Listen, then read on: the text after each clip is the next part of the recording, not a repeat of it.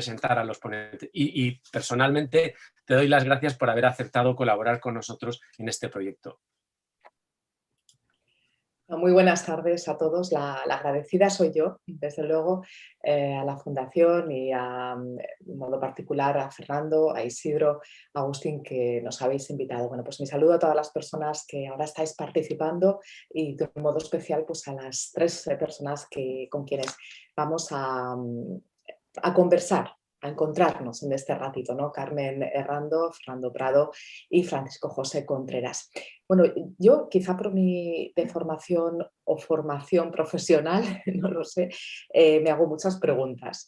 Y después de estas sesiones anteriores que he podido seguir casi en su totalidad y muy expectante ante la de esta tarde, pues a mí me surgen muchas. Voy a lanzar algunas.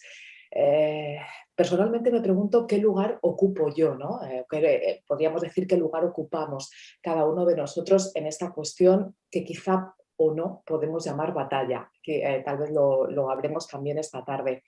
¿Estoy preparada o me estoy preparando? ¿Cuáles son si utilizamos, si seguimos utilizando el símil de la batalla, cuáles son las armas o podríamos decir herramientas de que dispongo? Y si avanzamos un poco más, me estoy preocupando por conocer a la persona que está al otro lado. ¿Voy con coraza o voy al descubierto? ¿Estoy dispuesto a salir de lo que llamamos zona de confort? ¿Hago posible un espacio para transformar esta batalla, así entre interrogantes, en zona de encuentro? Bueno, como digo, lanzo estas que a mí me han ido surgiendo, insisto, de un modo muy personal. Son unas preguntas, unas reflexiones, pero yo desde luego estoy deseando escuchar a los ponentes de esta tarde que sin duda van a aportar mucha luz en este escenario. Les presento, sus currículums son de hecho muy extensos, los de los tres, si me permiten apenas unas pinceladas para luego fijarnos en lo que más nos interesa esta tarde, que es su reflexión sobre este tema. Por un lado está Carmen Errando, doctora en filosofía, profesora de ética en la Universidad San Jorge, profesora de antropología filosófica en el Centro Regional de Estudios Teológicos de Aragón. Gran estudiosa de la filósofa francesa Simone Weil, pertenece desde hace años a la Asociación Francesa Simone Weil, también al Instituto Emmanuel Mounier, que es una asociación en la que tratan y buscan difundir y trabajar el personalismo comunitario. Y por citar algunos de sus trabajos publicados, pues artículos especialmente sobre Simone Weil y muchos otros temas. Y como libros también ha escrito una pequeña biografía espiritual de Santa Teresa de Ávila y 3 pequeñas biografías de Pascal, Aranguren y San Juan de la Cruz. Enseguida vamos a poder escuchar a Carmen. También nos acompaña Fernando Prado Ayuso, que es sacerdote claretiano, licenciado en Ciencias de la Información en la rama de Periodismo, ahí somos colegas, y también en Teología en la Universidad Pontificia de Salamanca. Desde el año 2003 es director de la editorial Publicaciones Claretianas y es profesor ordinario de la asignatura Teología de la Misión en el Instituto Teológico de Vida Religiosa de Madrid. Ponente, autor de varios libros y artículos, y quizá el más reciente y el que muchos recordamos porque tenemos muy presente es la entrevista que hizo hace un par de años al Papa Francisco bajo el título La fuerza de la vocación, la vida consagrada hoy. Un libro, por cierto, que ya se ha publicado bajo 20 sellos editoriales en todo el mundo, incluido el chino y el japonés. Y saludamos y presentamos también a Francisco José Contreras, que es catedrático de Filosofía del Derecho de la Universidad de Sevilla, diputado nacional por el grupo parlamentario Vox, con una extensísima obra académica que bueno, pues podemos centrar en temas de historia de la filosofía del derecho, destacando sus libros sobre Kant o Herder, también sobre teoría de la justicia y la filosofía política. Quizá por reseñar sus trabajos más recientes, pues la filosofía del derecho en la historia, democracia sin religión, el derecho de los cristianos a influir en la sociedad. También ha publicado sobre liberalismo, catolicismo y ley natural, y nueva izquierda y cristianismo. Así que bueno, sin más, yo doy paso a los tres, a Carmen Errando, a Fernando Prado y a Francisco José Contreras. Comenzamos, por ejemplo, por Carmen. Bien. Adelante. Entonces voy ya, bueno, pues primero, ante todo, muchas gracias a la Fundación Herrera Oria, bueno, especialmente a Fernando Agustín, que en fin, son amigos que han pensado pues que podría yo aportar, no voy a aportar gran cosa, pero en fin, pues yo voy a centrarme un poquito con esta cuestión de la apuesta cultural, sobre todo en la cuestión de que la cultura es una experiencia personal y un trabajo además de orden espiritual. Me voy a centrar un poquito en esto. Diría que vivir la cultura es alimentarse de saberes, de pensamientos, de símbolos, de historias auténticamente humanas que nos edifiquen sobre todo por dentro. Y como la propia palabra cultura indica, se trata de una labor esencial de cultivo y eminentemente de cultivo interior, es decir, de laboreo de los adentros. Es algo profundamente vinculado a la vida personal y, en definitiva, y por tanto, pues no deja de ser una labor de índole espiritual. Sin este cultivo de la vida interior, que es además pues, la fuerza auténtica y el fundamento de la libertad y también de la moralidad, diríamos que es imposible rehacerse. Y esta expresión me lleva directamente a Pascal, bueno, uno de cuyos pensamientos aunque sea muy conocido, me va a servir de punto de partida. Es muy conocido, pero bueno, Pascal ya sabemos que fue un hombre de su tiempo, un tiempo muy distinto al nuestro, pero en el que pues él tocó todos los grandes temas del saber, ¿no? La matemática, la física, la ingeniería, pero también la escritura, la teología, la lingüística, y también pensó mucho en los demás, es decir, es conocido, aunque a veces igual no mucho, pero bueno, que él funda al final de su vida, cuando le faltaba un año para morirse, pues la primera compañía, digamos, de transporte público en París y común, precisamente pensando en los más pobres. Entonces, Pascal, que yo lo pondría también como ejemplo de una persona que derrama cultura a ese nivel y una persona verdaderamente interesada en la vida interior,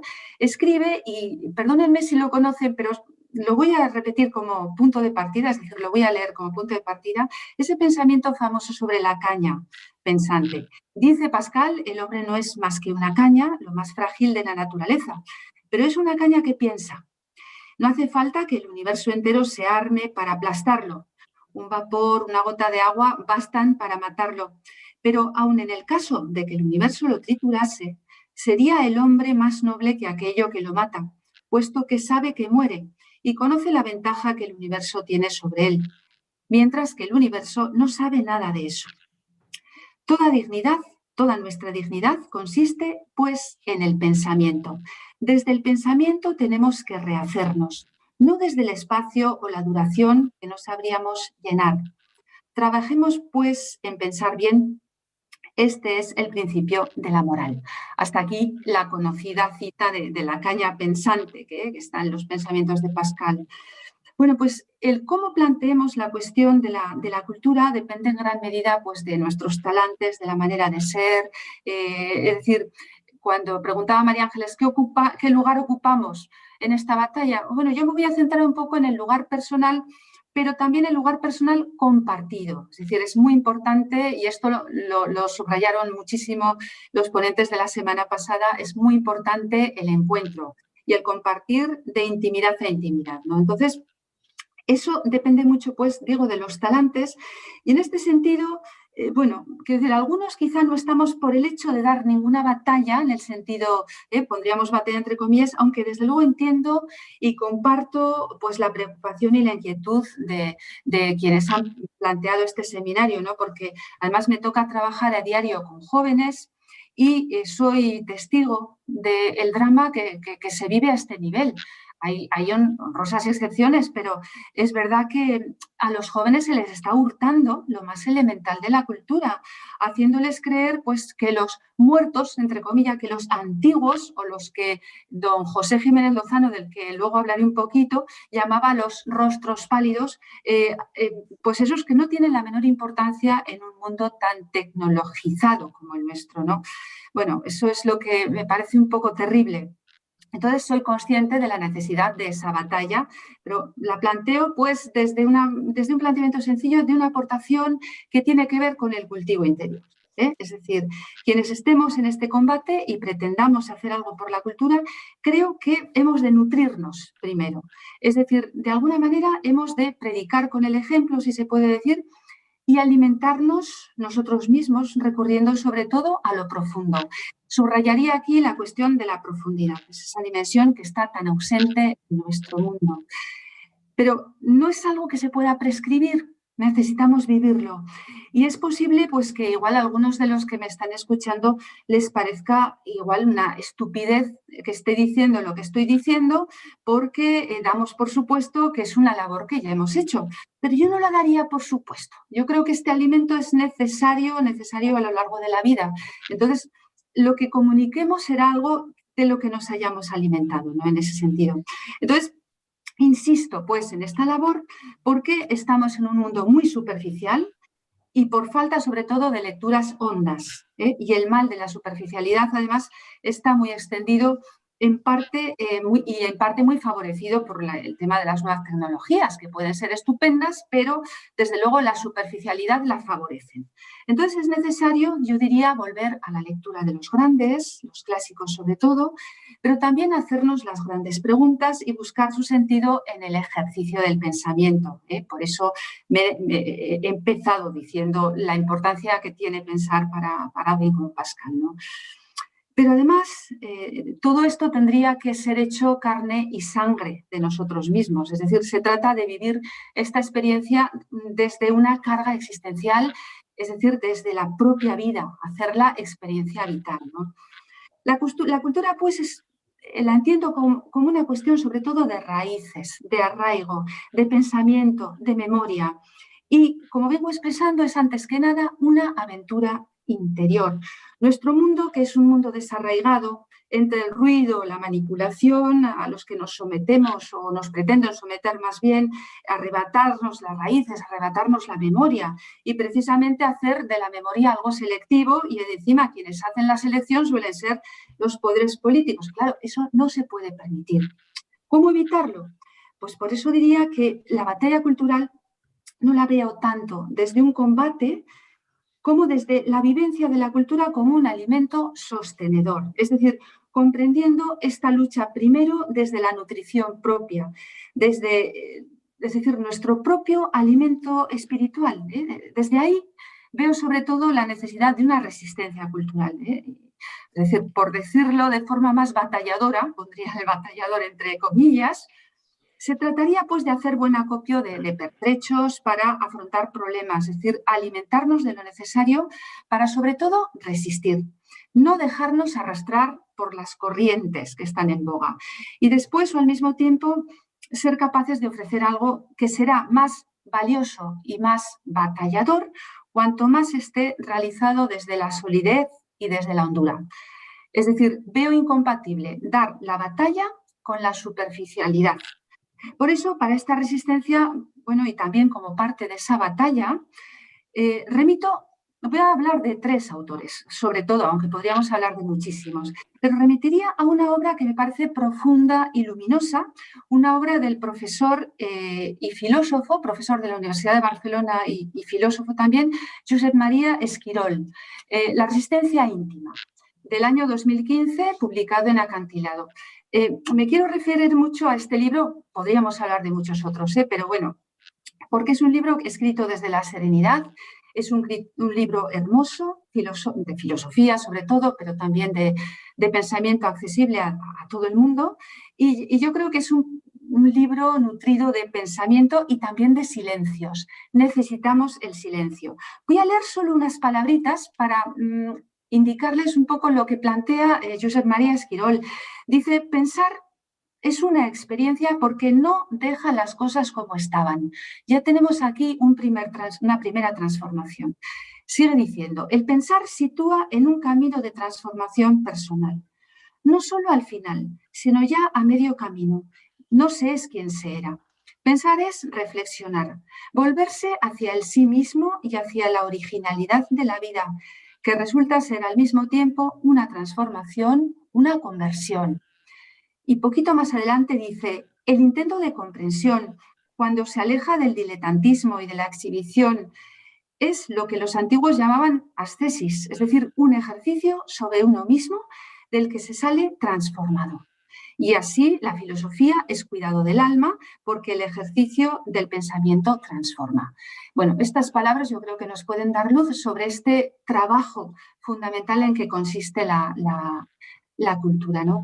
Pero además del profesor Josep María Esquirol, para mí y por experiencia propia tengo que hablar de alguien a quien el otro día se nombró. Lo nombró don José Luis Restán, que es a don José Jiménez Lozano. Jiménez Lozano nos dejó hace poquito más de un año y desde luego, personalmente, bueno, yo con él no soy objetiva, lo reconozco, pero humildemente yo me atrevo a decir que considerar la obra de este autor como, o sea, la considero como uno de los mejores alimentos de que disponemos hoy. Es decir, es verdaderamente una obra nutricia y creo que no exagero, es decir, tanto su poesía, sus ensayos, sus novelas, sus cuentos, sus artículos de periódico, sobre todo los artículos de periódico ha sido un gran avisador de lo que estamos viviendo hoy, ¿no? Y como se hizo alusión también el otro día a esta obra, la última suya que se ha publicado, mejor dicho, se ha vuelto a publicar, porque es una obra de 1966, es La Meditación Española sobre la Libertad Religiosa. Es un libro necesario para entender nuestro propio catolicismo. Es decir, aquí Jiménez Lozano nos va a hablar de cómo la religiosidad católica en España, o la religiosidad en general en España, ha sido y es una religiosidad combativa y él decía que incluso política, ¿no? Con bastantes rasgos políticos. Entonces, esta obra nos puede dar mucha luz sobre nosotros mismos. Vamos a leer cosas que igual no nos gustan, pero yo creo que, no sé, yo recuerdo cuando la leí hace años porque la encontré en casa de unos amigos en París, o sea, en casa de unos amigos franceses. Imagínense, entonces ya me llamó la atención y siempre decía, yo trabajo también en el Centro de Estudios Teológicos, he tenido la osadía de decir, debería leerse en todos los seminarios. Bueno, hago alusión a esa obra, pero haría alusión, como he dicho, a toda la obra de José Jiménez Lozano. Por ejemplo, leo unas palabritas que él expresa en una tercera de ABC en el año 2005, donde hace un diagnóstico con el que me imagino que todos estamos de acuerdo. Dice don José Jiménez Lozano en este artículo de 2005, una tercera de ABC, dice: no es fácil hacer una simple enunciación siquiera del descenso y deshilachamiento de la cultura de la vieja Europa, que parece decidida a disolverse en la modernidad de la nada, y mucho menos si pensamos en la España, que más bien parece interesada en disolverse a sí misma. Pero lo que no podría dejar de decirse a propósito del primer asunto es que este tiempo de descenso es ya como una gran procesión funeraria. Son palabras duras, pero las voy a reforzar incluso, simplemente para situarnos. Yo creo que estamos todos muy situados, pero para que veamos un poco el diagnóstico que hace Jiménez Lozano, citaré otras palabras suyas de Cuadernos de Letra Pequeña, que es de 2003, que realmente son muy duras, pero yo creo que son reales. Fíjense la crudeza con la que habla, ¿no? y la realidad o el realismo. Dice: se liquidan en efecto las cumbres del pensamiento, el saber y la belleza. Se instruye y se educa por igual al más bajo nivel utilitario y con desechos. El ganado solo necesita buenos establos y máquinas modernas para el ordeño o el despiece. Tal es el ideal de la granja modelo. Y luego puede llevarse ese ganado por ahí y lucirlo hasta en los museos. ¿Para qué? ¿Qué va a haber allí? Nada, no verá ni sentirá nada en ninguna parte y su capacidad para entender los símbolos ya ha quedado abolida. Y se socializará tanto que ya nunca sabrá estar solo consigo mismo. La mayor de las desgracias que decía Monsieur Pascal que le podía pasar a un hombre, no poder quedarse tranquilo en su estancia. Hasta aquí el texto que les quería compartir. Es decir, son palabras muy duras, pero es que a eso vamos y en cierto modo, viendo un poco lo que tenemos con los jóvenes, en esas estamos, ¿no? Y a veces tampoco las universidades de raíz cristiana nos diferenciamos precisamente por por ser nutricias en esto y es decir, que dar alimento en este sentido a nuestros alumnos, ¿no? Yo creo que ahí tenemos un reto importante y el propio don José Jiménez Lozano eleva la categoría de la seriedad tan trabajada por Kierkegaard, ¿no? Que fue uno de sus amigos espirituales, ¿no? Bien, hasta aquí con José Jiménez Lozano podría decir mucho más y espero expresar mucho más en el texto que demos por escrito, pero hablaría también dos palabras sobre Simone Weil, que es la autora a la que estudio especialmente. Esta filósofa francesa llega a decir que la cultura no hay que divulgarla, no se trata de hacer un ejercicio de divulgación, sino de una traducción auténtica. Y en este sentido, ella, que tanto veló por el mundo obrero, se dedica a traducir desde el griego, por ejemplo, a Sófocles, ¿no? A la Antígona, especialmente, y más obras. ¿Para qué? Para revistas de fábricas, para revistas de obreros, concretamente, una de las fábricas donde ella tenía un amigo, ¿no? Donde ella trabajó, pero es decir, está convencida que hay que dar un alimento verdaderamente nutritivo también a los obreros, es decir, no divulgar, sino realmente hacer un verdadero ejercicio y esfuerzo de traducción. Es decir, fíjense, yo lo que estoy hablando es de profundidad, de detenimiento, de resistencia, de lecturas profundas, es decir, es otra manera de librar la batalla que desde esta perspectiva consiste en la propia vivencia espiritual, existencial, y compartirla, como decíamos antes, pues con otras personas, con otras vivencias, ¿no? Es decir, poner en común otras vivencias profundas. Es decir, yo lo que no querría es plantear esto como una posición individualista, ni muchísimo menos. Pienso que estas cuestiones hay que compartirlas y que hay que hacer pequeñas redes de pensamiento que trasciendan un poquito más allá en este sentido. Y aquí, bueno, pues volvería a citar unas palabras de Josep María Esquirol en su último libro, que ha sacado ahora recientemente, este mismo mes de marzo, que se llama Humano más humano, vivencias profundas, y tiene un subtítulo que es una antropología de la herida infinita. Sería una antropología filosófica. Y aquí, por ejemplo, él escribe que el camino del pensamiento no recorre grandes extensiones, no pretende ir muy lejos, sino un poco hacia adentro. Es decir, no me voy a extender más sobre el último libro, pero también les invito a leerlo porque es una reflexión sobre la hondura, es decir, sobre la herida en que consiste el ser humano, pero también sobre la profundidad. Y por ir ya acabando, resumiría en tres límites que no hay que pasar. Es decir, con el tema de la batalla cultural, creo que no hay que pasar de 3 rayas. Es decir, 3 límites serían prohibidos. 1, el límite del lenguaje. Es decir, no pasar, por ejemplo, o no plegarse a la idiotez de la corrección política, a todas estas bobadas de hablar con esto del género o del... No lo sé, o sea, no sé ya ni cómo llamarlo, porque además de que es un lenguaje feo, es decir, creo que no deberíamos entrar o evitarlo en la medida de lo posible. Don José Jiménez Lozano hacía una lectura preciosa de la Torre de Babel. Estamos acostumbrados, bueno, la Biblia nos plantea la Torre de Babel como un castigo, ¿no?, que da Dios a aquellos hombres que pretenden hacer una torre que llega hasta el cielo.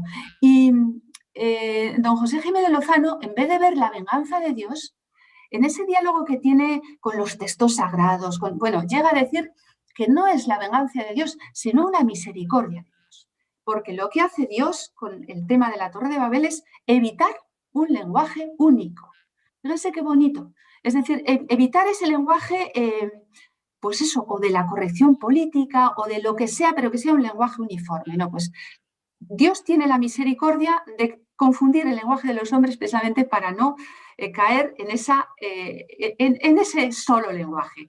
Es precioso. Entonces, el límite del lenguaje pienso que sería uno de los límites que no hay que pasar, que nos tendríamos que poner como tal. Eso, el de la persona, es decir, la dignidad de la persona, y en este sentido... Bueno, yo pertenezco al Instituto Emmanuel Mounier y Emmanuel Mounier fue un hombre que renunció a una carrera académica brillante para centrarse en la profundización sobre la idea de persona, pensando que así se podría rehabilitar la civilización europea que se estaba resquebrajando. Es decir, él apuesta por rehabilitar el concepto de persona. Entonces, bueno, ahora que estamos viendo tantos ataques, están a punto ya de publicar definitivamente esta ley de eutanasia y demás, pues decir, bueno, ¿cómo podemos hacer frente al tema de la dignidad de la persona, ¿no? Y luego, finalmente, también con palabras de Josep María Esquirol, que dice en La resistencia íntima, hay un capítulo que le llama No ceder al dogmatismo de la actualidad. Pues esa sería mi tercera propuesta o la tercera línea que no habría que sobrepasar, ¿no? Es decir, no entrar en las modas. ¿O acaso hay gente que tiene gracia para darle la vuelta a las modas y conducirlas o reconducirlas por otro lado, ¿no? Quizá no sea mi caso, pero hay gente que tiene gracia. Entonces sería cuestión de decir, bueno, no ceder a ese dogmatismo, sino ser capaces de dar la vuelta y redirigirlo de otro modo, ¿no? Estas tres serían las propuestas que haría como límites que no habría que pasar y bueno, pues hasta aquí mi reflexión, ¿no? Ha sido muy, muy simple, pero bueno, espero haber podido transmitir alguna cosa. Gracias por su atención. Claro que sí, Carmen Errando, ha sido... veo por ahí que hay algunos aplausos. Reconozco que a mí me ha dado ganas también de aplaudir, porque sí, porque no es fácil encontrar siempre a personas que desde esa profundidad con la que nos has planteado el tema, pero a la vez con esa cercanía y esa sencillez, un poco siguiendo tal vez ese planteamiento de Simone Weil, ¿no? De acercarnos y de traducirnos en este caso estos planteamientos filosóficos. Así que de verdad muchísimas gracias. Luego si tenemos oportunidad, pues quizá nos detenemos en algún aspecto más. Muchas gracias. Y de la filosofía nos podemos acercar quizá a planteamientos más puramente, podríamos decir, pastorales desde la perspectiva de la fe, o si no pastorales, sí al menos planteamientos relacionados precisamente con esa fe y quizá con ese encuentro con la cultura. Para eso pues le pedimos a Fernando Prado que sea quien, como decíamos al comienzo, ponga un poquito de luz en este asunto. Fernando, adelante. Pues muchas gracias a todos, gracias María Ángeles por tu presentación, gracias a los que han querido contar conmigo para este encuentro y bueno, pues espero cumplir las expectativas y poder entablar un diálogo interesante en esta tarde. Permitidme que comience la reflexión que quiero transmitir o que quiero hacer con todos. Quiero hacer una alusión a una expresión de San Juan Pablo II, que en la carta apostólica que escribió con motivo del comienzo del nuevo milenio, decía que los creyentes estamos llamados a recordar el pasado con gratitud, a vivir con pasión el presente y a abrirnos al futuro con esperanza, ¿no? Creo que esto nos decía él que ha de ser así porque Jesucristo es el mismo ayer, hoy y siempre, ¿no? Entonces, bueno, yo creo que esto puede ayudarnos a echar una mirada al tiempo y mirar a ese pasado, al presente y al futuro de una manera inspiradora, porque creo que al analizar la posición que la fe tiene en nuestra cultura y su peso y su significatividad actual, pues algo de esto hay que hacer, ¿no? El otro día también alguna de las ponentes de otras de las sesiones hablaba de la memoria, ¿no? Yo creo que es importante ver y analizar bien de qué situación venimos, dónde nos encontramos y hacia dónde nos queremos encaminar, ¿no? Este modo de abordar el análisis podría servir para todos, pero yo creo que a los creyentes nos ofrece una visión especial, que es la visión de la fe, porque creemos, en definitiva, que la historia y la realidad caminan atravesadas por la presencia de aquel que nos ha prometido que va a estar siempre con nosotros hasta el fin de los tiempos. Y eso pues, nos hace comprender que la historia, en definitiva, está en manos de Dios y, por tanto, confiamos que está en las mejores manos posibles. Entonces, bueno, desde ese punto positivo abordamos hoy un poco este tema, ¿no? Desde esta perspectiva, por tanto, pues quisiera contestar a esa pregunta sobre la necesidad de dar la batalla cultural. Como digo, me parece importante mirar y ver de dónde venimos, ¿no? Porque la visión creyente nos invita, como hemos dicho, a mirar el pasado con gratitud, y la memoria, además de ser agradecida, yo creo que también tiene que ser compasiva, ¿no? Tiene que tener en cuenta lo bueno, lo que nos ha traído hasta aquí, y también tiene que tener en cuenta los errores, ¿no? Y de esa manera podemos destilar de alguna manera del pasado la sabiduría que necesitamos para vivir y poder manejar mejor nuestro presente para encaminarnos a ese futuro con confianza, ¿no? No podemos construir el futuro sin mirar el pasado, decía Kierkegaard, que ha sido citado anteriormente, ¿no? Y la historia, ya decían los clásicos, Cicerón, que es maestra de la vida.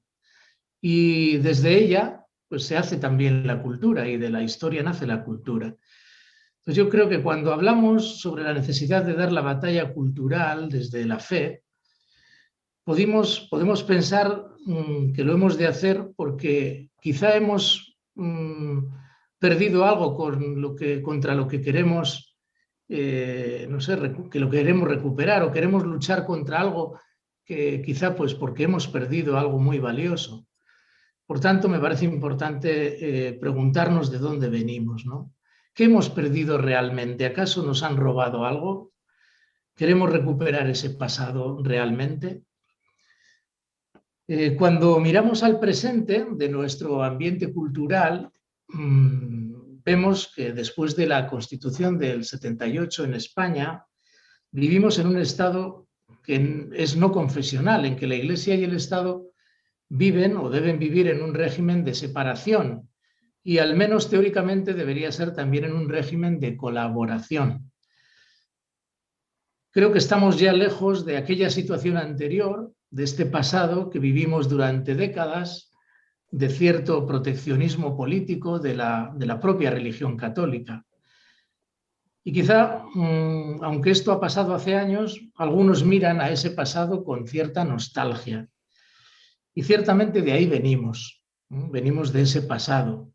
Durante décadas habíamos vivido una situación de, podríamos llamar así, de cristiandad, en la que la Iglesia y sus instituciones tenían un peso específico y bastante fuerte en todos los ámbitos, y también en el ámbito cultural, ¿no? De manera que la transmisión de la fe y los valores tradicionales pues eran algo evidente, los valores apenas se cuestionaban. El cristianismo, o al menos aparentemente, se convirtió en cultura, se convirtió en costumbre, aunque siempre hubo disidentes. Entonces quizá no podían levantar mucho la voz, pero ciertamente hubo muchos disidentes también de ese régimen de cristiandad, y quizá han despertado en otro momento más próximo también de nuestra historia, ¿no? Fijaos, en el último número del semanario Alfa y Omega, el profesor Juan María Laboa comentaba con cierto lamento, ¿no?, la secular confusión que había siempre entre política y religión en España. Yo, pues, reflexionando un poco, se me ocurre que quizá nos haya podido suceder en estos últimos años lo que sucedió a los cristianos de la antigüedad, cuando la presión ambiental de las persecuciones bajó, esa presión bajó y se relajaron quizá las costumbres. Cuando desaparecieron los mártires y la religión se convirtió en una religión de imperio, pues la vida cristiana también se relajó, dando lugar a formas de vida cristiana que incluso se retiraron al desierto para poder vivir mejor el ideal cristiano que se estaba perdiendo, ¿no? Así nace, sabemos, la vida consagrada o la vida religiosa. El otro día, también en una entrevista en el diario El Debate, una entrevista a Monseñor Argüello, le preguntaban sobre un arrinconamiento del pensamiento católico en el mundo cultural en general. Y Monseñor Argüello respondía que más que arrinconamiento, decía él, lo que se ha producido es un repliegue por parte de los católicos. Y yo comparto esa tesis y quisiera que hoy dialogáramos en torno a esta cuestión. Cuando hablamos de dar la batalla cultural, creo que hemos de enfocar la pregunta al menos de otra manera también. ¿Contra quién hemos de dar verdaderamente la batalla? ¿No será que tenemos que dar la batalla más bien hacia adentro que hacia afuera? A veces buscamos culpables o enemigos contra los que hacer cierta, permítaseme la expresión, cierta cruzada para recuperar lo perdido o para no dejar disolverse más lo que quizá conseguimos. Y resulta que nos descubrimos muchas veces en el propio pecado de una vida sin mordiente, sin evangelio, de una vida en muchos de los que nos llamamos cristianos que parece vivir en nuestra vida cotidiana como si Dios no existiera. Dios, incluso para muchos bautizados, dejó de iluminar nuestros criterios cotidianos reales, no los imaginarios, los reales. La ideología y los nominalismos quizás sustituyeron, como sin querer, la vida real y cayendo pues, en esa tentación que el Papa Francisco nos ha descrito en la exhortación apostólica Gaudete et Exsultate del neognosticismo, ¿no? La fe en Jesucristo quizá ha dejado de influir, sobre todo en lo que es nuestro estilo de vida de cada día, en lo concreto, en lo más pequeño incluso, que es donde de verdad se ve la verdad de las cosas. Creo que el enemigo, por tanto, no está únicamente fuera. Podemos ser nosotros mismos nuestros peores enemigos cuando nos quejamos de los otros, aun teniendo razones, pero en verdad nos puede suceder que hace tiempo dejamos de estar conectados con la frescura de la fuente que decimos recibir de Jesús, ¿no? El presente que hoy vivimos nos desafía, creo, a vivir en un constante discernimiento. Es el tiempo, creo, de no dormirse y de aplicar la sabiduría que la historia vivida nos ha dejado. Ese discernimiento que ha de vivirse, como nos ha dicho antes Carmen, ¿no? En profundidad, tenemos que pensar, ¿no? Este discernimiento en tiempo de libertad y en un tiempo de pluralismo de ideas, como es el que vivimos, un tiempo en el que pues parece que bueno, pues mucha gente vive acríticamente. Ella también apuntaba a que muchos jóvenes hoy viven en una superficialidad terrible, ¿no? Yo creo que, bueno, pues este discernimiento es un imperativo para todos, no solo para los jóvenes. También en la población adulta hay muchísima superficialidad.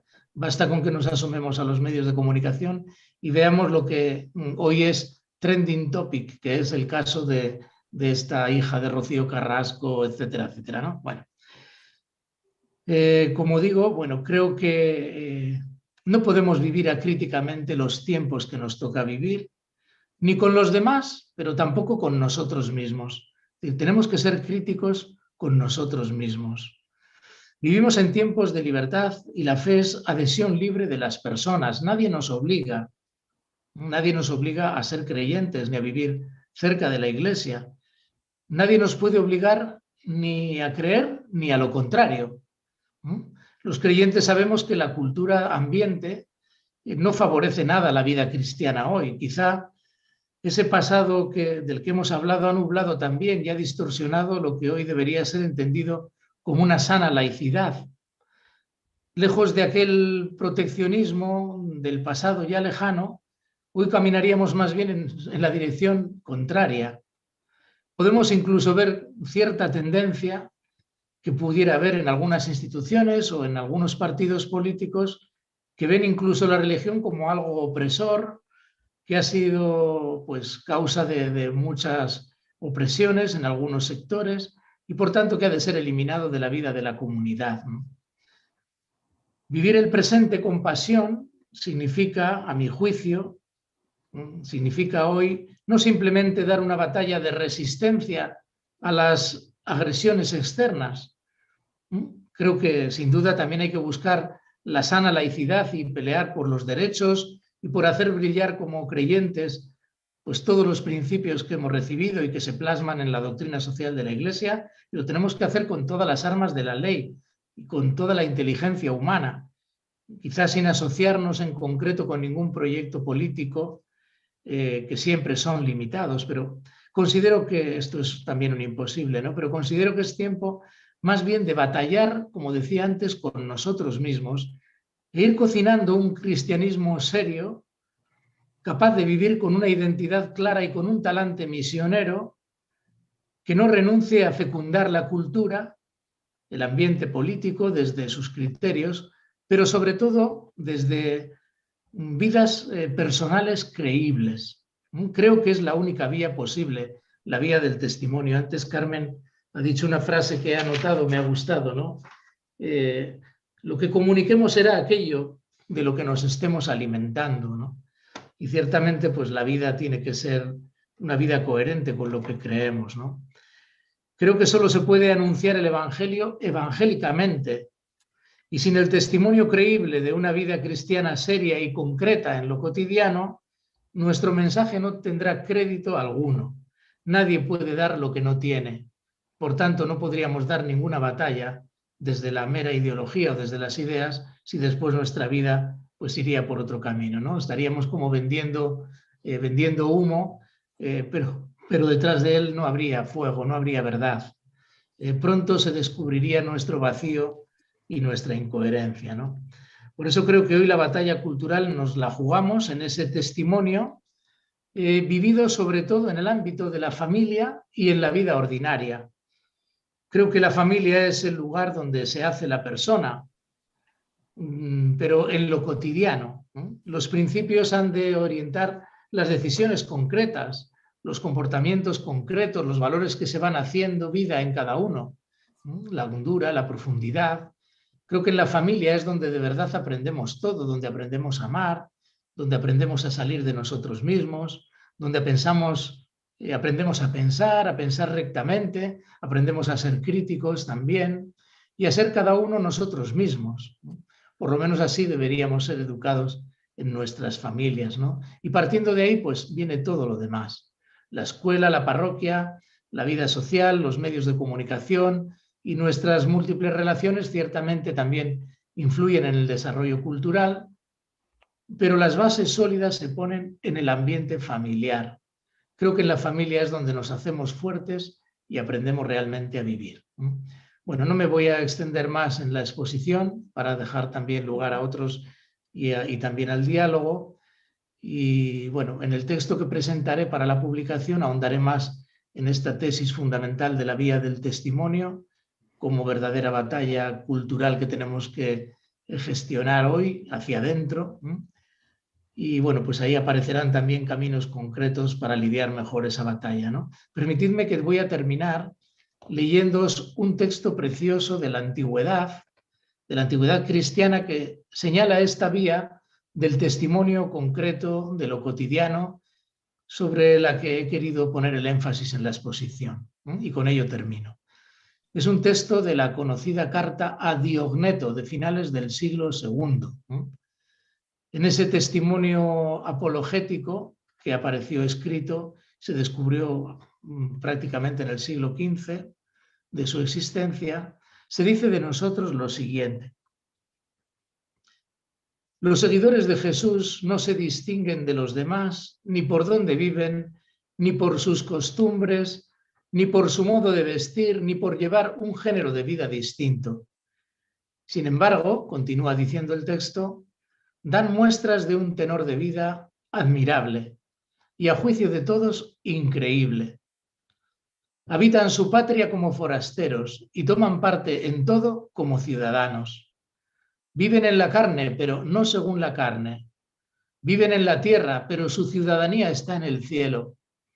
Obedecen las leyes, pero con su modo de vivir las superan. Aman a todos y todos los persiguen. Se los condena sin conocerlos. Se les da muerte y con ello reciben la vida. Son pobres y así enriquecen a muchos. Carecen de todo, pero abundan en todo. Sufren la deshonra y les sirve eso de gloria. Sufren detrimento en su fama y ello atestigua su justicia. Son maldecidos y bendicen. Son tratados con ignominia y a cambio devuelven honor. Hacen el bien y son castigados como malhechores. Al ser castigados a muerte se alegran como si les dieran la vida. Los judíos los combaten como a extraños, los gentiles los persiguen y, sin embargo, los mismos que los aborrecen no saben ni explicar el motivo de su enemistad. Lo que el alma es en el cuerpo, esos son los cristianos en el mundo. Pues bien, nada más por mi parte. Muchas gracias. Fernando, muchísimas gracias a ti, qué gusto da siempre escucharte y yo me quedo hoy con muchísimas cosas de esta reflexión, pero quizá un poco por una de las preguntas que yo me planteaba al inicio, ¿no? Ese salir de nuestra zona de confort. Pues yo creo que tú nos has dado un aldabonazo importante a la hora de sugerirnos el librar esa batalla, así entre comillas o sin ellas, eso ya cada uno veremos si se las ponemos o no, con nosotros mismos y desde ahí pues ser testigos con nuestra vida. Muchísimas gracias, Fernando. Luego, si es posible, tendremos ocasión de compartir un poquito más y profundizar un poco más en todas estas reflexiones. Por último, damos la palabra a Francisco José Contreras, que yo creo que tiene como filósofo y también como político, es decir, que está en la vida pública de este modo tan especial, yo creo que tiene, yo estoy deseando escucharle algo muy importante que compartir con nosotros. Francisco José Contreras, cuando quiera. Muy bien, muchas gracias. Buenas tardes, se me escucha bien, ¿verdad? Y muchas gracias a la Fundación Ángel Herrera y al profesor Agustín Domingo Moratalla, Fernando Lostau, por darme la oportunidad de participar en este seminario tan interesante. Bien, la profesora Errando dijo antes, y he tomado nota de algunas de las cosas que dijo, que resistir significa no dejarnos arrastrar por las corrientes en boga. Entonces, yo querría aterrizar sobre la que me parece quizás la corriente de pensamiento en boga, más influyente y también más peligrosa, más socialmente corrosiva, y reflexionar durante, no sé, el tiempo que dispongo, 15, 20 minutos. Si empiezo a sobrepasar el tiempo, por favor, los moderadores me avisarán. Ya digo, la corriente de pensamiento que me parece más peligrosa en este momento, ¿no? Y es lo que en el mundo anglosajón se conoce como identity politics. En castellano no sabemos muy bien cómo traducirlo, algunos traducen sin más política de la identidad, otros lo llaman marxismo cultural, y hay a su vez un debate entre nosotros acerca de si es pertinente o no el rótulo de marxismo cultural. Yo creo que sí es adecuado, porque la identity politics que se fabricó en departamentos universitarios anglosajones, los departamentos de Women's Studies, African American Studies, etc. Después ha pasado al discurso y a los programas de los partidos de izquierda en Occidente, y desde el discurso de los partidos de izquierda ha pasado a la sociedad en general. Y esta es la fase en la que estamos en este momento, la fase de la masificación de la cosmovisión, la visión de la sociedad, de la identity politics. Y esto es muy peligroso, ¿no? Es muy peligroso. Yo diría incluso que es en este momento la cosmovisión por defecto. Y de hecho ha empezado a funcionar como una especie de religión cívica o de religión sucedánea, como intentaré explicar si el tiempo alcanza. Bien, ¿por qué digo que no me parece inadecuado el rótulo de marxismo cultural? Porque como muchos han señalado, en definitiva la identity politics consiste básicamente en sustituir la lucha de clases del marxismo clásico por la lucha de sexos, de razas y de orientaciones sexuales del marxismo posmoderno, ¿no? Y el paso de uno a otro quizás tiene lugar en los años 60, 70, cuando la izquierda pierde al sujeto revolucionario clásico, que era la clase obrera, y lo pierde porque deja de ser clase obrera, porque es burguesa en buena medida, ¿no? Digamos, en ese periodo muy interesante, que son lo que los franceses llaman los 30 gloriosos, que es del 45 al 75. Los alemanes lo llaman la época del Wirtschaftswunder, ¿no? el milagro económico alemán, que en realidad no fue solo alemán, fue europeo, también en España, fue una época de muy rápido crecimiento no solo económico, sino también, por ejemplo, crecimiento demográfico, ¿no? Es la época del baby boom, de la segunda posguerra, que se prolonga en realidad hasta mediados de los 70, una subida importante de la natalidad. lo cual nos resulta llamativo y tiene que ser interesante para nosotros en el momento en que tenemos exactamente el problema inverso y no tener tiempo de profundizar en eso. El gran problema, uno de los grandes problemas de la sociedad actual es el hundimiento de la natalidad. Estamos un 45% por debajo del reemplazo generacional en España. El crecimiento económico, crecimiento demográfico y universalización del bienestar, porque es un crecimiento económico que no solo beneficia a los acomodados, digamos, sino también a las clases inferiores. Y eso es lo que explica que la clase obrera, digamos, se aburguese y no esté ya por la labor de, digamos, ser carne de cañón de la revolución pendiente de la izquierda. Marx había escrito en el manifiesto, Marx y Engels habían escrito en el manifiesto comunista que la clase obrera está dispuesta a derribar la sociedad existente porque no tiene nada que perder salvo sus cadenas. Pues bien, el obrero, digamos, 1970 ya tiene mucho que perder. Ya tiene un piso decente, ya tiene un coche, sus hijos van a la universidad, etcétera. No está dispuesto a jugarse el todo por el todo en la revolución. Luego la izquierda se encuentra en un impasse, tiene que buscar nuevos sujetos revolucionarios y siguiendo, digamos, sugerencias de la escuela de Frankfurt, tan influyente en aquellos años, ¿no? Tan influyente, por ejemplo, en mayo del 68. No tengo tiempo de profundizar en eso. Por ejemplo, el Marcuse del hombre unidimensional, las últimas páginas del hombre unidimensional, reflexionan sobre qué grupos sociales en esta sociedad, digamos, del bienestar de la segunda posguerra son todavía capaces de asumir el gran rechazo, lo que llaman el gran rechazo con mayúsculas, es decir, digamos, la crítica radical de todo lo existente, y concluye que ya no es la clase obrera, sino las minorías raciales, las minorías sexuales, homosexuales, etcétera, y también nada menos que el sexo femenino, que es media sociedad, que no es ninguna minoría. Por tanto, lo que hace el neomarxismo, y esto después lo van a consolidar otros pensadores de los años 70, 80, por ejemplo, muy influyentes en Hispanoamérica, Ernesto Laclau, o Laclau, si lo pronunciamos en francés, y Chantal Mouffe, aquella obra del 85, Hegemonía, Estrategia Socialista. Bien, hay que sustituir la lucha de clases por la lucha de sexos, de razas y de orientaciones sexuales. Y en eso estamos en este momento. Y las consecuencias yo creo que están siendo muy nocivas. Por ejemplo, a ver si tengo tiempo de enumerarlas. La primera de ellas es la desaparición del individuo, la disolución del individuo en el rebaño, en la tribu racial o sexual correspondiente. Aquí siempre me gusta citar aquello que dijo Martin Luther King, paradójicamente el líder del gran movimiento de los derechos civiles de los afroamericanos en los años 50, 60. Pues bien, King dijo: sueño con una sociedad en la que se juzgue a los individuos no por el color de su piel, sino por el contenido de su carácter. Yo sueño con una sociedad en la que ser blanco, ser negro, ser marrón sea indiferente, sea una circunstancia totalmente anecdótica. Lo importante sea el contenido del carácter, es decir, digamos, las características verdaderamente individuales, ¿no? Las opiniones de la persona, sus merecimientos, sus logros, sus gustos, su fe religiosa incluso, cosas que han sido elegidas por la persona, no características genéticas como el sexo o la raza, que no han sido elegidos y que tendrían que ser anecdóticos en una sociedad liberal. King soñaba con esto. Y bien, estamos más lejos que nunca de esto. Por ilustrar esto con un ejemplo, hace poco han tenido lugar las elecciones en Estados Unidos y ha sido elegida vicepresidenta Kamala Harris. Pues bien, lo que la prensa... ¿Oigo un ruido de fondo? No sé si hay algún micrófono por ahí abierto, oigo un ruido que me descentra. Kamala Harris, ha dicho toda la prensa mundial sobre ella.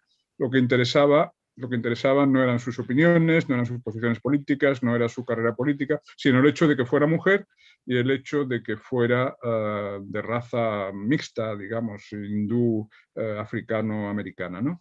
Eso es lo que interesaba y es lo que la prensa resalta. Bueno, estamos exactamente en la antítesis de lo que deseaba, de lo que esperaba Martin Luther King. Ahora lo que importa es el rebaño al que podemos adscribir a cada persona, no sus opiniones, logros, etcétera, individuales. Por lo tanto, nos interesa en tanto que ejemplar de un colectivo, no en tanto que individuo. El individuo está siendo disuelto en la tribu.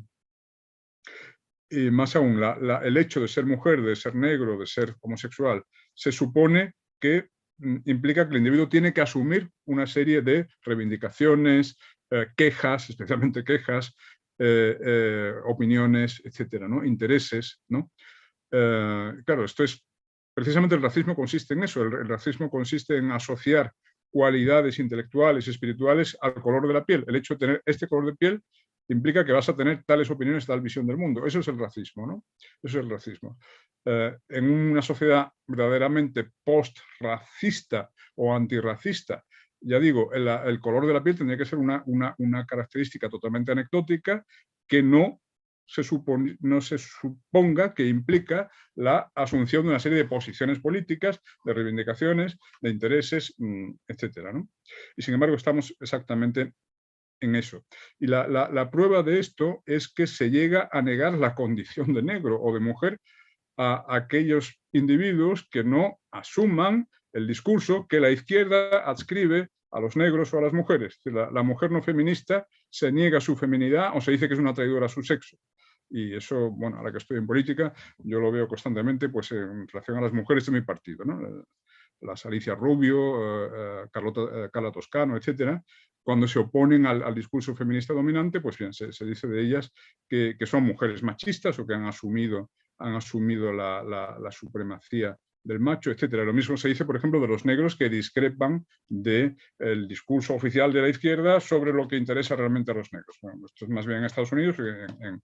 Estados Unidos es una sociedad en la que el problema racial tiene más vigencia que en la sociedad europea, porque la sociedad europea sigue siendo bastante homogénea racialmente. Cuando tengamos ya minorías raciales lo suficientemente numerosas, y las vamos a tener pronto con la inmigración masiva, pues tendremos también un problema racial en Europa, porque la izquierda lo utilizará para atizar el resentimiento racial, etcétera, el victimismo racial. Pero en Estados Unidos esto está en este momento totalmente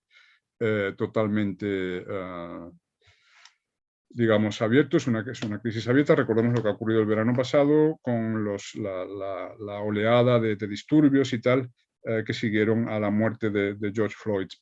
Pues bien, los negros que discrepan de lo que la izquierda dice que deben pensar los negros, se les llega a negar la negritud. Ocurre con Candace Owens, ocurre con Thomas Sowell, con Larry Elder, etc. Y ocurre en España, por volver a mi partido, que es mi experiencia más reciente, con Ignacio Garriga. O bien se les llama tío Toms, o que han asumido, han internalizado la supremacía blanca. De Candace Owens ha llegado a decirse que es una supremacista blanca porque se ha casado con un blanco, en fin. Bueno, otro aspecto por el que me parece muy peligroso, muy lamentable el marxismo cultural, la identity politics, es porque está jugando, ¿cómo decir? Está llenando en el espíritu, especialmente de los jóvenes, el hueco que había dejado la religión. Funciona en nuestra sociedad como una religión sustitutiva. Y esto, por ejemplo, lo ha puesto de manifiesto, lo ha analizado de manera muy interesante Douglas Murray en sus libros recientes, especialmente The Madness of Crowds. No sé cómo lo han traducido el título al español, sería literalmente la locura de las masas, la locura de las multitudes. Bien, es evidente que los jóvenes viven esta militancia antirracista, antimachista, etcétera, como un sustitutivo de la religión, lo cual por un lado tendría que, no sé cómo decir, tendría que resultar interesante, reconfortante para nosotros los católicos, porque demuestra que el hombre necesita sentido existencial, no le basta la búsqueda del bienestar material, del éxito profesional, etcétera, necesita algo más, necesita encontrar sentido a su existencia, y los jóvenes lo encuentran ahora en esto, ¿no? Por eso está funcionando como una religión. O sea que funciona, claro, es una religión falsa, por supuesto, ¿no? Al contrario, en la medida en que es vivido como una religión, aparta a los jóvenes de la búsqueda de lo que nosotros pensamos que es la religión verdadera, se les aleja del cristianismo, porque además el cristianismo es acusado de cómplice y en gran parte de responsable de todos estos supuestos pecados históricos de machismo, racismo, homofobia, etcétera, ¿no? Por otro lado, nos confirma que el hombre necesita no solo religión, sino también una moral objetiva.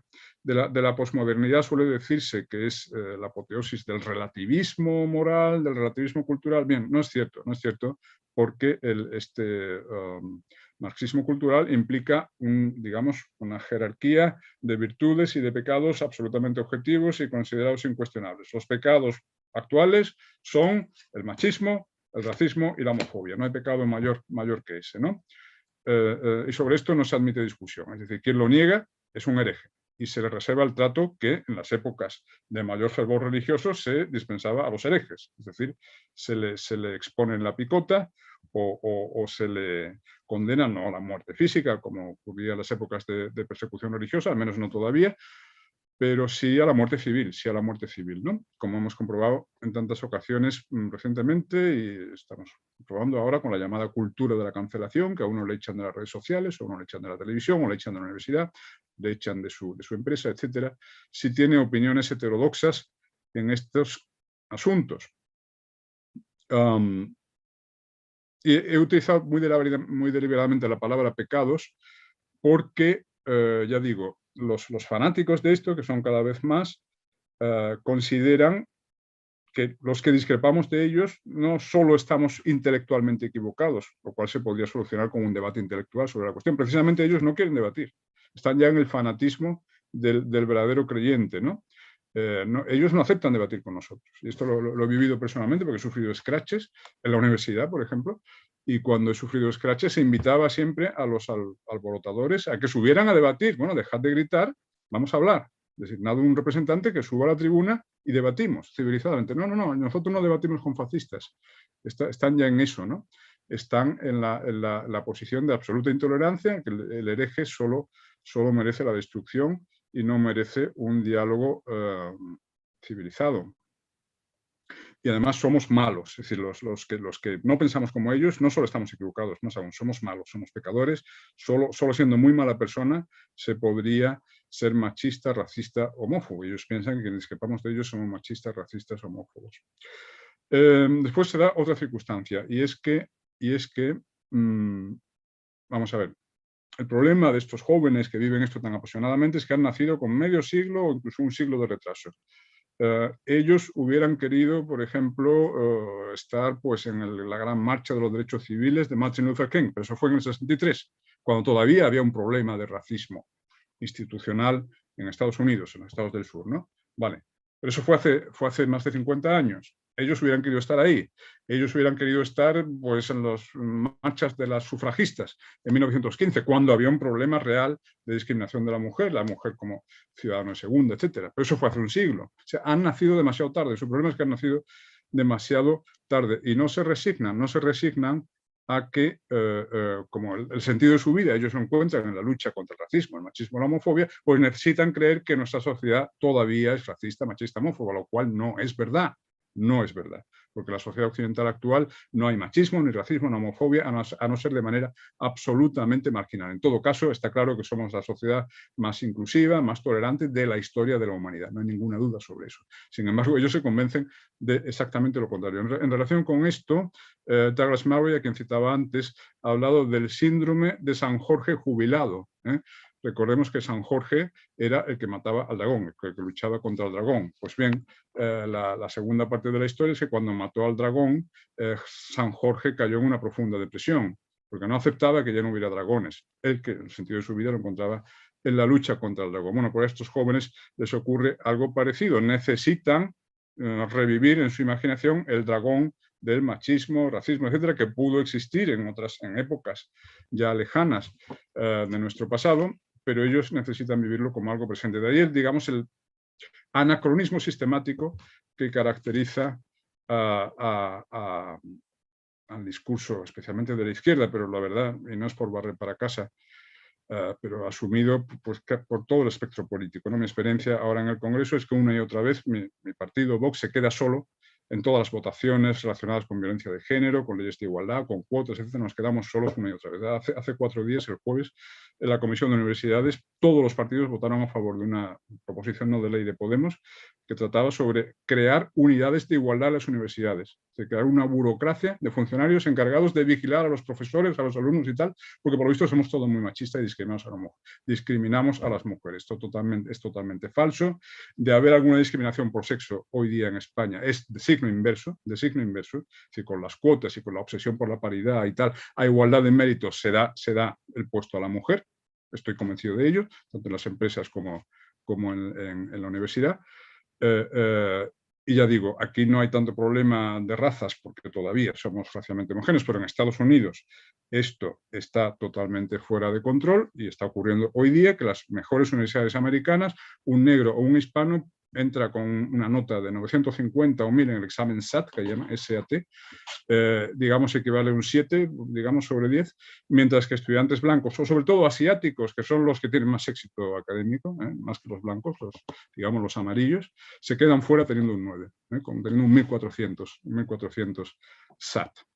Es decir, de haber racismo en la sociedad actual, es exactamente lo contrario, es un racismo antiblanco y antiasiático en el caso de Estados Unidos, no el que imaginan los progresistas, ¿no? Y de haber algún sexismo de nuevo, es un sexismo antimasculino. También cuando, bueno, o sea, a la falta que recuerde las leyes de violencia de género. La violencia de género es un nuevo tipo delictivo que por su propia configuración legal solo puede ser cometido por hombres, lo que antes se llamaba derecho penal de autor.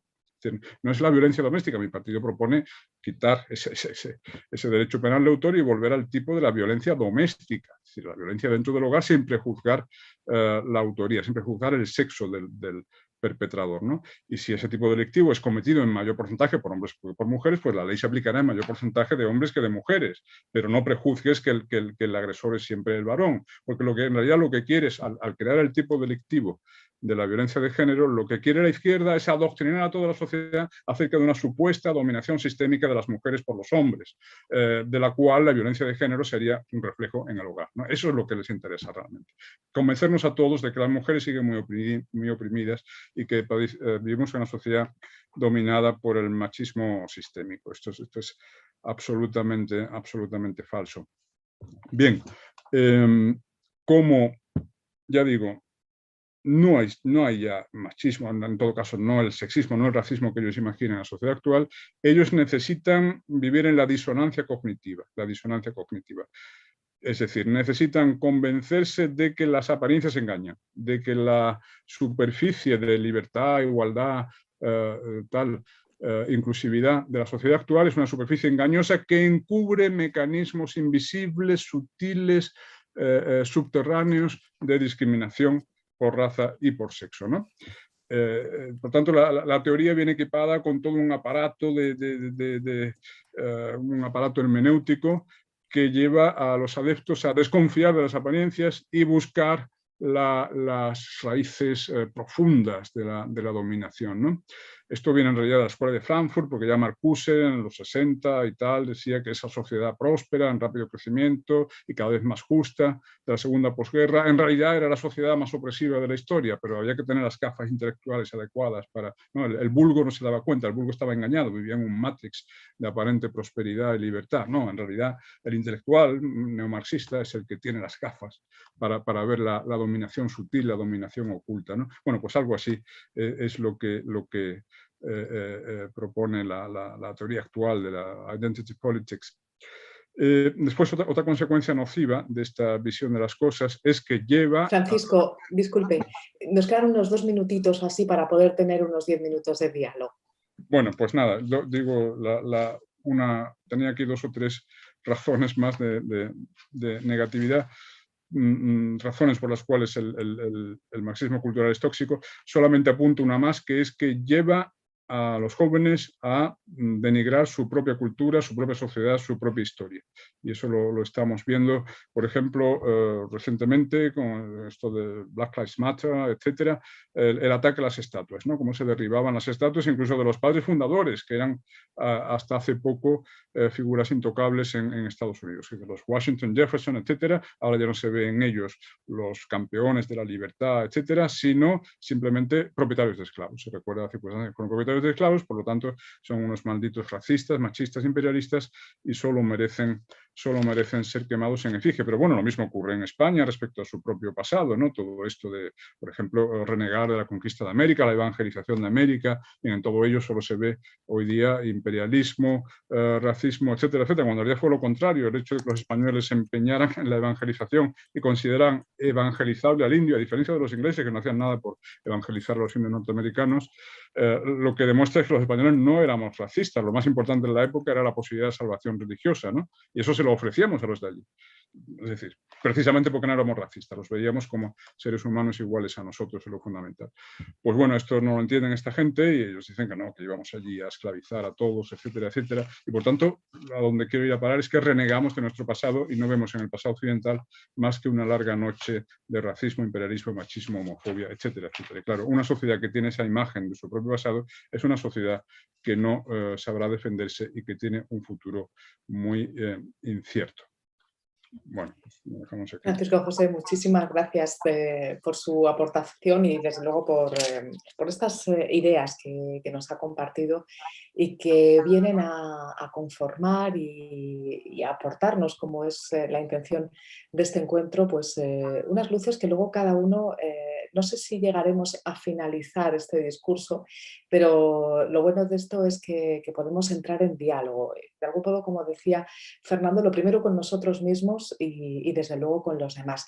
Y hablando de ese diálogo, yo también animo a las personas que están participando, si nos quieren mandar alguna pregunta y si estamos a tiempo las podremos incluir, pero antes de lanzar yo alguna de las cuestiones que por aquí me he ido apuntando, no sé si algo que aportar por parte de Carmen, de Fernando, por supuesto de Francisco José, alguna reflexión en conjunto a todo esto que se ha dicho en esta tarde, ¿no?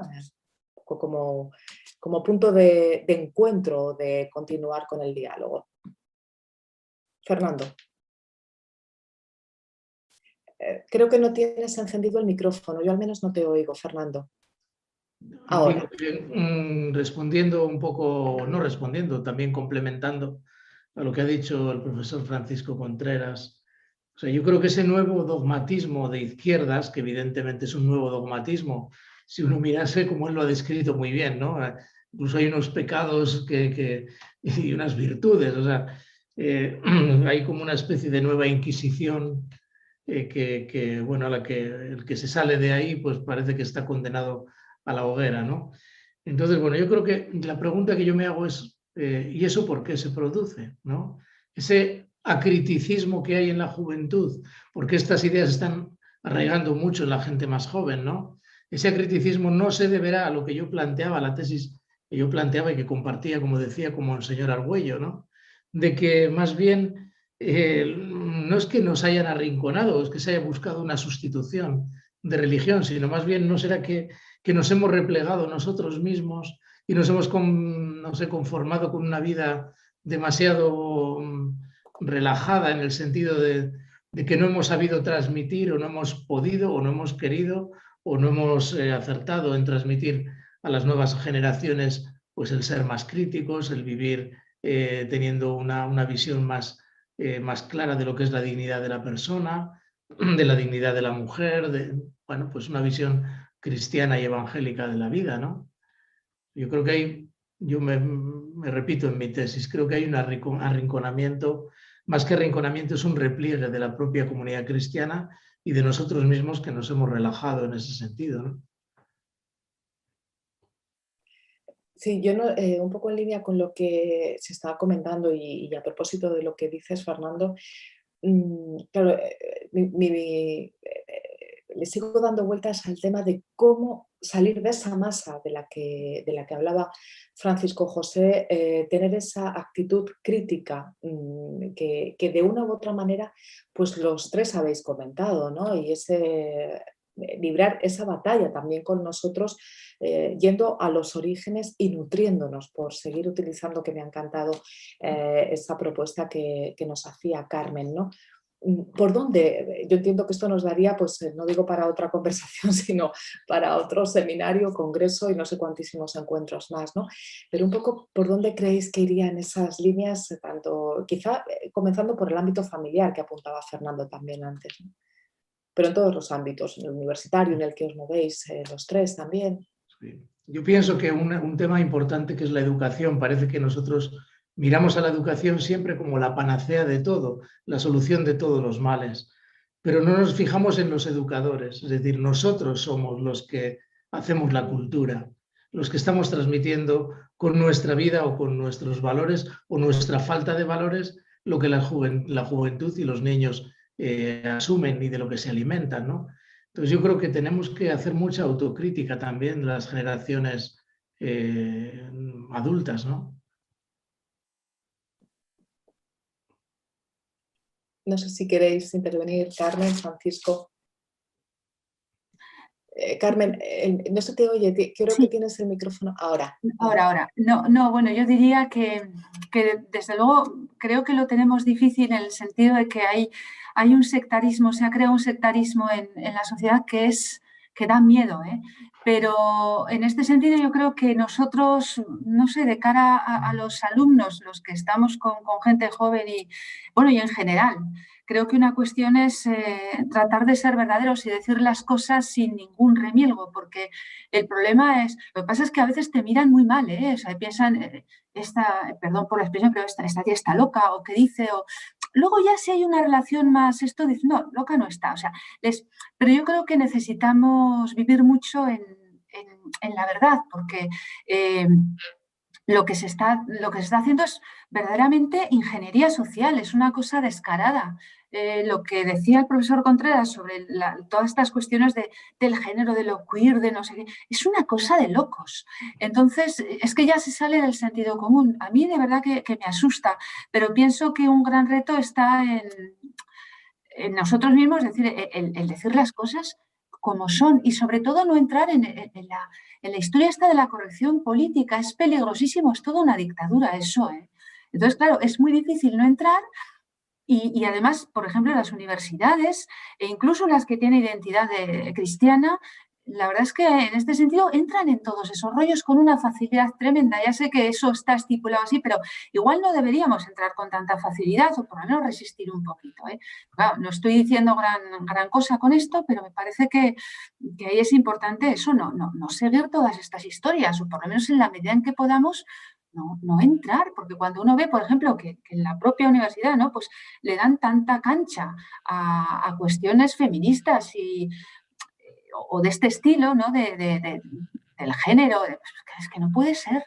Entonces, ese es un poquito el asunto. Es decir, no tengo respuestas, pero desde luego la cosa es grave. Un poco al hilo de esta cuestión se lanza una pregunta entre las personas que están participando en este seminario. ¿Es posible transmitir cultura mediante el Estado sin ser acusados de ser personas que imponen? Como romper esa barrera de la creencia en la imposición y quizá entrar en el diálogo, en el encuentro que tanto estamos comentando. Creo que hay que entrar en el diálogo con ciencia, es decir, ante los argumentos hay que dar argumentos, ¿no? Los intelectuales creyentes tienen que aportar desde su inteligencia y desde sus dones textos claros, textos fundamentados, textos que tengan argumentos que puedan dar una batalla cultural en ese sentido de las ideas, pero ciertamente luego estará siempre la vida, ¿no? Es a lo que voy. Las ideas mueven, pero al final, o sea, a mí me parece, por ejemplo, que ahora hay mucho descrédito también de esta izquierda que plantea problemas de castas y no sé qué, y luego en verdad su vida pues es una vida también, como decía antes el profesor, muy acomodada, y bueno, pues hay que buscarse otros enemigos, ¿no? Pero bueno, esto no es un juego, estamos en la vida, ¿no? Y yo creo que eso se va desenmascarando también, las malas ideas se combaten con ideas buenas, ¿no? Yo me acuerdo de nuestro fundador, el padre San Antonio María Claret, en el siglo XIX tenía una idea, él fue muy difusor de libros, de hojas volantes en su tiempo, ¿no? Y él decía, los libros malos hay que combatirlo con libros buenos, ¿no? Entonces, bueno, pues era un poco esa idea de que cierta batalla también hay que dar en las ideas, pero luego la vida es la que tiene que... Claro, yo entiendo para dar ese paso del testimonio y eso requiere desde luego de valentía, sin duda, valentía, en este ámbito y en todos los demás, ¿no? Porque de algún modo estamos rompiendo, al hilo de lo que comentaba el profesor Contreras, ahí tenemos que romper con la masa, ahí tenemos que diferenciarnos, porque el testimonio es nuestro y de nadie más. Podrá haber testimonios parecidos, podrá haber estilos de vida similares, pero al final es somos cada uno de nosotros quienes tenemos que dar razón de nuestra vida, en el más amplio sentido. Sí, profesor Contreras. Sí, yo creo que lo fundamental es, lo habéis dicho vosotros también, vencer el miedo y vencer la autocensura, porque aunque la izquierda tenga hoy una hegemonía clara en el ámbito universitario, en el ámbito intelectual y cultural en general, no hay unanimidad. Es decir, hay muchos intelectuales y muchos profesores que no piensan así, pero yo diría que muchos de ellos se autocensuran por miedo a la hegemonía progresista y por miedo a sufrir esa muerte civil o ese descrédito, ese trato propio de herejes que se puede sufrir, ¿no? Sí, cuando uno discrepa. Entonces, lo primero es tener valor, conocer los contraargumentos, porque hay todo un discurso de contraargumento, hay todo un contradiscurso, toda una refutación muy sólida del marxismo cultural. Yo solo he dado unas pinceladas hoy, ¿no? Es decir, se está escribiendo sobre esto, se está pensando sobre esto, hay libros muy buenos. Hablar esto del feminismo, el feminismo se ha convertido prácticamente en nuestra nueva religión de Estado, pues hay un libro magnífico de refutación del feminismo, salido hace pocos meses, de Alicia Rubio, se llama Feminismo sin complejos. El título es equívoco porque parece ser un libro feminista más, en realidad tendría que llamarse Antifeminismo sin complejos. Bueno, es decir, que hay gente escribiendo sobre esto, argumentando sobre esto. Lo que se trata es darle la difusión necesaria, ¿no? Y quizás tenemos los canales para ello, tenemos universidades, tenemos colegios católicos, tenemos medios de comunicación católicos bastante potentes, una televisión, una radio. Pues quizás habría que conceder algún espacio a estos intelectuales que, asumiendo un gran riesgo, están haciendo el contradiscurso, pero no encuentran las vías de difusión suficientes. Esto sería lo primero. Y después tener conciencia. Bueno, alguien ha hablado también sobre que esto se combate desde las familias. Bien, eso suena muy bien, pero para que se pueda... Primero, las familias llevan todas las de perder frente a la cultura dominante, porque lo que diga el padre en casa va a ser desmentido después en el colegio por el maestro del niño, en la universidad por los profesores y los manuales que se le haga estudiar, y todo el tiempo por la televisión, el cine, la cultura dominante. Entonces, hay un alto riesgo de fracasar, por sólida que sea la formación que se intenta transmitir en casa, las posibilidades de éxito frente a toda una cultura dominante que está bombardeando con el mensaje contrario la mente del joven, las posibilidades de fracasar son muy altas. Segundo, el problema con el mensaje progresista es que es muy seductor. Primero, porque funciona como sustitutivo de la religión, y el hombre en realidad, en el fondo, es un animal religioso y necesita encontrar sentido, como intenté decir antes, y los jóvenes de ahora lo encuentran en esto. Segundo, porque, claro, es muy tentador sentirse víctima. Y, en definitiva, el discurso de la identity politics es una suma de victimismos, como dije hace un momento, ¿no?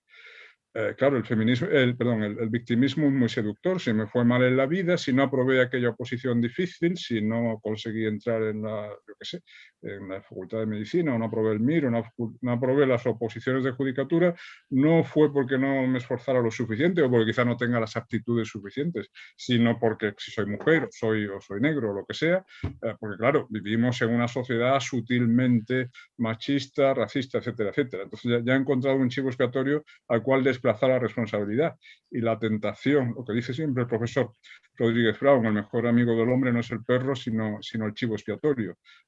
Somos muy amigos de desplazar la responsabilidad o a la sociedad o al sexo contrario o a la clase dominante o lo que sea, todo con tal de no reconocer la responsabilidad individual, ¿no? Por eso el discurso es tan tentador y tan difícil de contrarrestar, pero bueno, los argumentos existen y se están haciendo bastante bien. Antes se hablaba de Nueva Inquisición, el padre Prado. Hay un libro que se llama así, La Neoinquisición, de Axel Kaiser, es buenísimo, se publicó hace un año. Tendríamos que estar pues, difundiéndolo lo más posible, como dije antes, porque los contraargumentos existen, pero no encuentran los canales de difusión adecuados. Estoy dando vueltas a este tema y también a propósito de la intervención primera de Carmen, haciendo referencia a Simone Weil y esa forma de acercar, porque claro, cuando hablamos desde estos planteamientos, se han utilizado además pues, muchas referencias filosóficas, bueno, pues yo la primera, podemos pensar, esto yo no tengo capacidad de llegar a estas reflexiones tan profundas o a estos argumentos, ¿no? ¿De qué manera se puede acercar esto para que todos podamos acceder a estas ideas, a este pensamiento crítico, que todos tengamos este acceso? Comentaban antes, me parece que era el profesor Contreras, hablaba de esa necesidad de libros buenos. Yo, si me permiten, hago una aportación que une estas dos ideas que estoy comentando, ¿no? Hace muy poquito se ha presentado un libro que he escrito por una maestra, licenciada también en filosofía, que es Carmen Guaita. Es un libro que se llama La ventana, es una novela. Es una novela, pero no importa cómo termina, quiero decir, no es una novela de a ver qué pasa, sino es una novela, yo al menos la leí así, de ir cerrándola de vez en cuando para pararnos a reflexionar. A mí me parece que muchas de las ideas que aquí se han dicho están recogidas ahí, y me quedo con una, al hilo de esto que estamos diciendo, la necesidad de quitarnos miedos, quitarnos corazas, que muchas veces las utilizamos para protegernos, pero solamente porque tenemos miedo, y vivir a la intemperie. Me quedo con esta frase que dice una de las protagonistas, ¿no? A mí me parece que este libro es una forma también de acercar alguna de estas reflexiones, ¿no? y que estamos comentando, y la necesidad de exponernos, porque al final estamos hablando también de exposición de lo que somos nosotros mismos con nuestro testimonio, como decía Fernando, ¿no? No sé si hay alguna cuestión más. Bueno, habría muchísimas. Carmen, no sé si quieres intervenir. Yo querría decir que, por ejemplo, esto que estamos haciendo es importante en el sentido de que hacemos pequeñas redes entre nosotros. Es decir, igual no es una batalla así, pues, yo qué sé, con un ariete que estamos dándole golpes a la puerta del castillo, sino una batalla que se hace mucho en el diálogo con los otros, por así decir, lo de los otros queda un poco, pero también compartiendo estas cuestiones que también nos fortalecen. Dice Esquirol en el último libro que nos salvamos realmente en comunicación, o nos salvan los demás en este sentido, ¿no? Entonces es muy importante, pienso, que comunicar estas cosas ya nos refuerza bastante, porque necesitamos apoyarnos mucho, sostenernos mucho unos en otros, precisamente para dar esta batalla. Simone Weil, precisamente a propósito de los textos auténticos, de los textos clásicos, ella estaba convencida de que un obrero de una fábrica que apenas sabe leer puede entender perfectamente a Sófocles. ¿Por qué? Porque estaba convencida del valor de todos los textos clásicos, y yo creo que eso es así. Entonces, si, por ejemplo, en las universidades se tratase mucho más todas estas cuestiones, es decir, si la gente conociese a Antígona o Electra, pues, es decir, o por ejemplo, don José Jiménez Lozano, que habla tanto de las misericordias de un Belén, del Belén. Es decir, claro, es verdad que la desaparición del cristianismo nos está llevando a ciertos, pues a estos extremos. En realidad tiene mucho que ver la desaparición del cristianismo. Eso lo decía también Guardini, ¿no? Es decir, dejen pasar un poco de tiempo, decía que todo esto que hemos visto en Alemania se repetirá de una manera más aséptica, y eso es dramático y es horrible, y ahí pues también nosotros tenemos algo que decir. Pero yo desde luego he hecho una propuesta muy desde lo pequeño, quizá, pero no deja de ser importante. Entonces, por eso, y me callo ya, sería importante, o es importante, hacer estas pequeñas redes de comunicación que nos refuerzan, pues también como grupo cultural, pero también como grupo cristiano, ¿no? Es decir, como personas que tenemos los ojos puestos en la fe. Y aunque no lo tuviésemos, ¿no? Munier hablaba de la importancia de reconocer esto, por ejemplo, en la persona. Es decir, no es necesario ser religioso, pero sí por lo menos entender esa apertura a la trascendencia o esa pregunta por Dios. Pues por razones de tiempo, solamente por razones de tiempo, vamos a tener que despedirnos y a poner el punto y seguido. Yo digo el punto y seguido para que luego cada uno, con nosotros mismos y con quienes tenemos alrededor y en los foros que cada uno pueda, quiera o tenga ocasión, pues sigamos reflexionando y sigamos dándole vueltas para seguir mirando, como comentaba también Fernando, al futuro y con esperanza. A mí me gustaría poner como, insisto, como punto y seguido, nunca como punto y final, una frase de Lech Walesa, decía: en los años 50 alguno lo intentó con las armas, pero perdió la vida por manifiesta inferioridad. En los años 60 y 70 intentamos salir a la calle para hacer oír nuestra protesta, pero nos silenciaron con la fuerza. Hemos buscado varias soluciones, pedimos consejo a los políticos e intelectuales de Occidente, pero ninguno de ellos creía que fuese posible la caída del Imperio Soviético. Luego llegó nuestro Papa, el Papa polaco, y descubrimos que hay algo más fuerte que los carros de combate y los misiles atómicos. Juan Pablo II apeló a los recursos espirituales y a la fe de nuestro pueblo y nos pidió, y si me permiten subrayo esto, que no tuviéramos miedo. Pues yo agradezco a Carmen Errando, a Fernando Prado, a Francisco José Contreras que hoy hayan, como decíamos, aportado más luz a esta cuestión, desde luego a todas las personas que han intervenido en las sesiones anteriores y a quienes han participado desde sus hogares en este caso. Muchísimas gracias a todos.